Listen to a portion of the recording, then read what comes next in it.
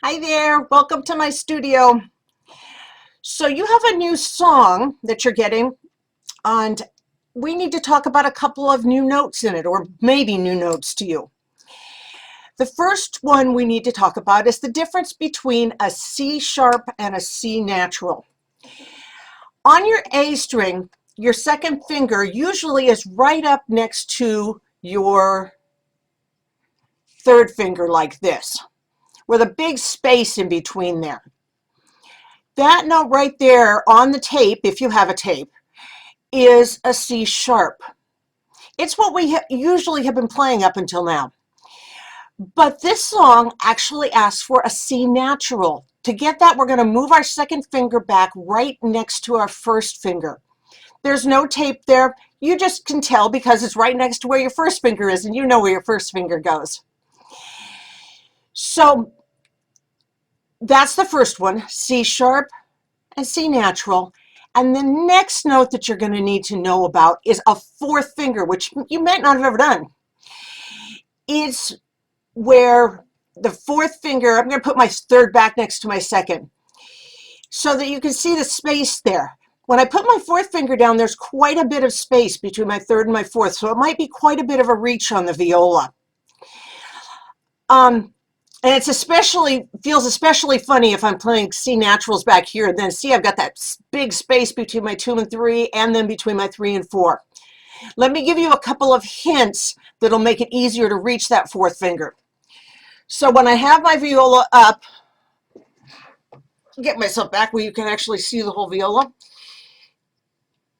and I'm trying to reach that fourth finger. If it isn't reaching comfortably, you can do two things. One is, see this elbow underneath? I can pull this elbow toward the middle of my body, and that just kind of pushes the finger a little bit further up, and it's like getting an instant longer finger.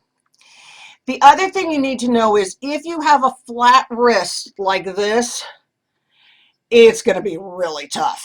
So you need to make sure that you get that nice straight wrist along the back here. Then your fourth finger has a hope of actually reaching it. With a flat wrist, it's going to be really tough. So let me show you how this works within your music. One more thing that I needed to tell you. Usually the notes needed are up at the very top in the upper right-hand corner. But I had lots of space at the bottom. So if you look down at the bottom of your page, you're going to see the notes needed down there. So down here at the bottom. If you need to check on any of your notes, just go back and use this as your reference.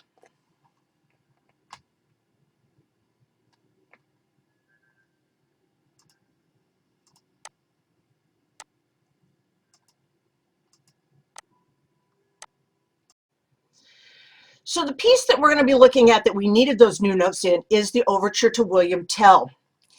So the question is, how do we know whether I need that high 2 or low 2?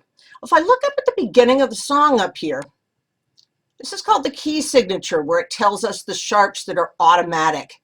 In this case, it's saying that we have just one sharp, an F sharp, that happens automatically.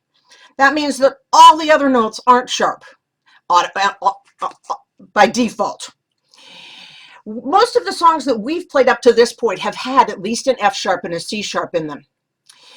So that means that when I go down to here, this is the first C we get to. That means it's a C natural. It's that low 2 right next to the 1. And then they're going to kind of throw us a curveball down here. Down here, we're going to get this C right here. It has a sharp in front of it. So that means that this C is going to be the 2 next to 3. Again, down here, it has a sharp in front of it, 2 next to 3. But if we keep going down to the very end, down here to this C down here, because they don't tell us anything, it means it's that C natural. It's going to be that low 2. The one warning and reminder I'm going to give you is that still means that we have F sharps. So let me scroll back up a little bit here. Let's find the first one. Here's the first one. So this F is still a 2 on the tape. So your finger is going to be moving back and forth between the two of them. The other note that was new for you was that fourth finger, and that's right down here. So we're going to be going back and forth between 1, 4, 1, 4, and you're going to have to reach for each one of those fours. There's another one 2 notes later, and another one 2 notes later, and some more in the next line. And one more thing that I needed to tell you.